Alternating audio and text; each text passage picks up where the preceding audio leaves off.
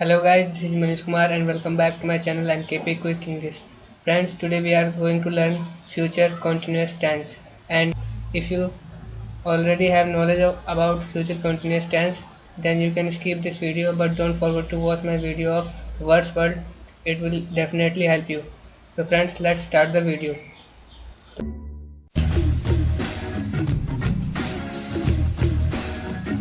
तो जैसे फ्रेंड मैं हर वीडियो में सबसे पहले टेंस की आइडेंटिफिकेशन बताता हूँ। तो फ्यूचर कॉन्टिन्यूस टेंस में क्या होता है कि जो हमारा काम होता है वो फ्यूचर के टाइम में ही हो रहा होता है, मतलब कि भविष्य काल में चल रहा होता है।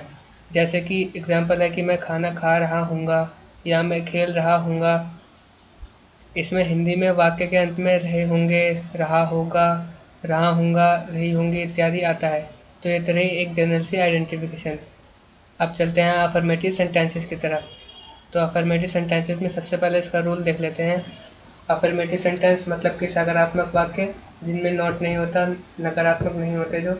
तो इसमें सबसे पहले हम सब्जेक्ट लगाते हैं। तो सबसे पहले सब्जेक्ट लगाया, फिर शैल विल लगाया, फिर बी, फिर वर्ब की फर्स्ट फॉर्म आएगी, फिर उसके बाद आईएनजी आएगा, फिर ऑब्जेक्ट, फिर जो भी अदर वर्ड्स है वो आएंगे। शैल और विल कहाँ यूज़ करना था ये मैंने आपको पिछली वीडियो में बताया था, फ्यूचर इंडेफिनिट टेंस वाली में। इस वीडियो में भी बता देता हूँ। शैल हम आई और वी के साथ यूज़ करते हैं और विल हम बाकी सारे सब्जेक्ट के साथ, जैसे कि ही, शी, इट, नेम, कोई भी नाम हो गया जो, और दे के साथ हम विल का यूज़ करते हैं। इसके साथ ही मैंने एक एक्सेप्शन भी बताया था कि अगर आप किसी को धमकी दे रहे हैं या किसी को प्रॉमिस कर रहे हैं या डिटर्मिनेशन आपके सेंटेंस में शो हो रहा है तो यही रूल बदल जाएगा, यानी कि आई और वी के साथ विल का यूज़ करेंगे और बाकी सभी सब्जेक्ट्स के साथ हम शैल का यूज़ करेंगे। जैसे कि एक एग्जांपल मैं आपको बताता हूँ। जैसे मैं किसी को धमकी दे रहा हूँ कि मैं आपको मार दूंगा, ये एक थ्रेट हो गया। तो इसको इंग्लिश में बोलेंगे आई विल किल यू, ना कि आई शैल किल यू। ये गलत होगा। इसके साथ इस सेंटेंस में हम आई के साथ विल लगाएंगे। और जैसे आप किसी को प्रॉमिस करते हैं, किसी से वादा करते हैं कि मैं आपकी मदद ज़रूर करूँगा, तो आप बोलेंगे कि आई विल हेल्प यू, ना कि आई शैल हेल्प यू। तो फ्रेंड्स, ये मैंने आपको बताया कि आपको शैल और विल कहाँ यूज़ करना है। अब बढ़ते हैं फ्यूचर कॉन्टिन्यूस टेंस के अफर्मेटिव सेंटेंसेस में एग्जांपल की तरफ। तो सबसे पहला हमारा एग्जांपल है, वह अंग्रेजी सीख रहा होगा। रहा होगा आया लास्ट में, तो ये फ्यूचर कॉन्टिन्यूस टेंस है। अब वह के लिए ही लगाया, ही के साथ हम विल लगाते हैं, विल लगाया, फिर बी, फिर सीखने को बोलते हैं लर्न, फिर उसके साथ आईएनजी लगाया, English, he will be learning English. ये हमारा कंप्लीट सेंटेंस हुआ। ऐसे ही नेक्स्ट एग्जांपल है, मैं तुम्हारे साथ फुटबॉल खेल रहा हूँगा। रहा हूँगा आया लास्ट में, आई लगाया पहले मैं के लिए, फिर शैल, फिर बी, प्लेइंग, आईएनजी लगाया प्ले के साथ, फुटबॉल विद यू। ये हमारा कंप्लीट सेंटेंस हुआ। नेक्स्ट एग्जांपल है, हम एक शानदार जीवन जी रहे होंगे। तो हम के लिए वी लगाया, फिर वी के साथ शैल आता है, वी शैल बी लीडिंग भी लिख सकते हैं यहाँ पर, और लिविंग भी लिख सकते हैं।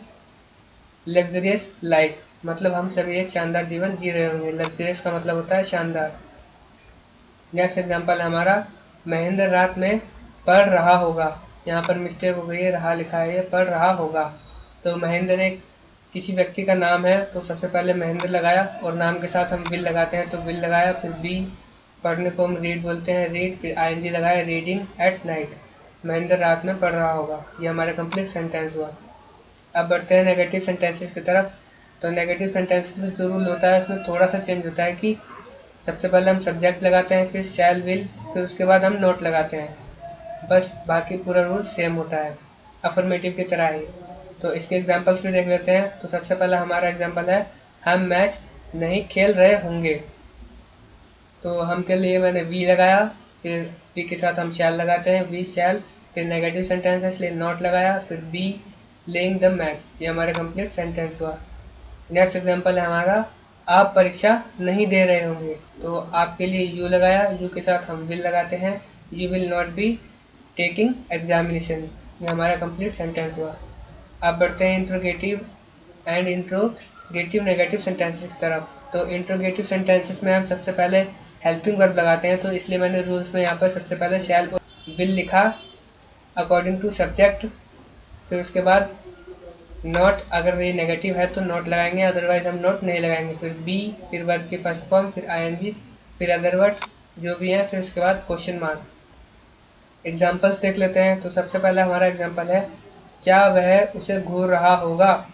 तो वह के लिए ही लगाया और ही के साथ हम विल लगाते हैं, तो will he be staring at her. Staring बोलते हैं घूरने को। ये हमारा कंप्लीट सेंटेंस हुआ। लास्ट में क्वेश्चन मार्क। नेक्स्ट एग्जाम्पल है हमारा, क्या हम मुस्कुरा रहे होंगे।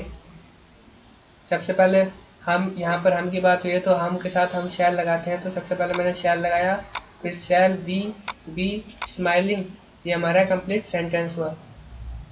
नेक्स्ट एग्जांपल है हमारा, क्या आप भाषण नहीं दे रहे होंगे। ये इंट्रोगेटिव भी है और नेगेटिव भी है, तो इसलिए यहाँ पर आप आया तो आपको इंग्लिश में यू बोलते हैं और यू के साथ हम विल लगाते हैं। तो सबसे पहले मैंने विल लगाया, विल यू।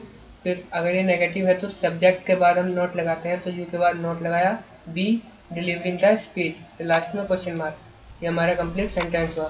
तो फ्रेंड्स, ये तो रही मेरी आज की वीडियो फ्यूचर कॉन्टिन्यूअस टेंस पे। वीडियो पसंद आई तो आप इसको लाइक कीजिएगा, शेयर कीजिएगा और सब्सक्राइब कीजिएगा और नोटिफिकेशन का बेल आइकन प्रेस करना मत भूलिएगा, ताकि मेरी सभी वीडियो की नोटिफिकेशन आपको जल्द से जल्द मिलती रहे। Thank you very much.